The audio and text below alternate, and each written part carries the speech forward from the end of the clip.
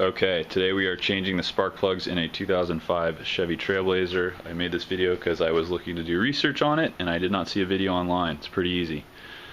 This is her 2005 Trailblazer. So all you need is a socket set.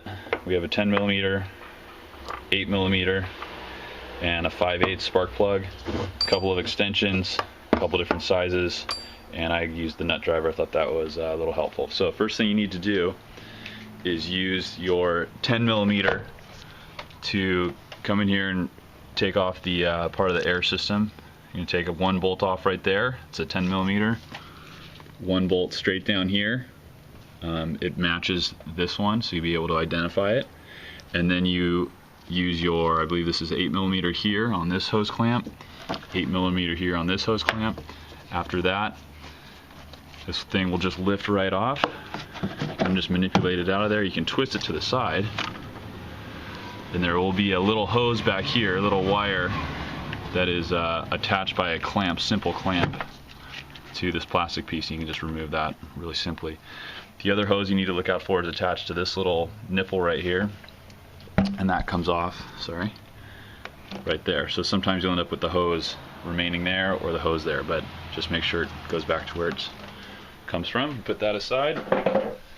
Next thing you need to do, here are your 6 injectors and your spark plugs all lined up. Pretty simple. You're going to hit this with a 10mm. It's one set of threads, and once it's loose, it won't pull all the way out. There's a second set of threads. You do not need to go past that, but the whole thing will pull out now. And there you go. Now you have access down in there to your spark plug. Unscrew your spark plug, pull it out. I had long enough fingers, I was able to pull it out. Here's the old ones that came out of the car. Drop the new ones in. Use the 5/8 spark plug. You can use the extension on the first couple for help, and then on the last couple they gets a little tight back in there. But these ones back in here gets a little tight, but there is room to work, so it's not that difficult to get to that bolt right there. Pull it out, drop it to the side. You do not, once you put these things back in, same thing, just drop this down, start it with your fingers, and then you can finish it off with the 10.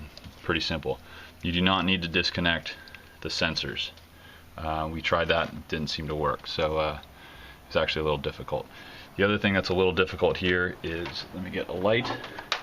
It's this piece right here on this first one. This basically it's a harness for the wiring that has a bunch of clips on it to get that off, but you don't get good access to this bolt. So what you do need to do is unclip these little clips on the side here, and then there's these spinning jobs, which is really difficult. It's doable, but you can spin those things off there, and we ended up just spinning them off, pulling them out, and then you drop them back in. So they will spin out. You just have to line them up correctly and spin it through the hole. Once that's off, you can access that first one. So you put it all back together in just reverse order, and that's pretty much it. Not too bad.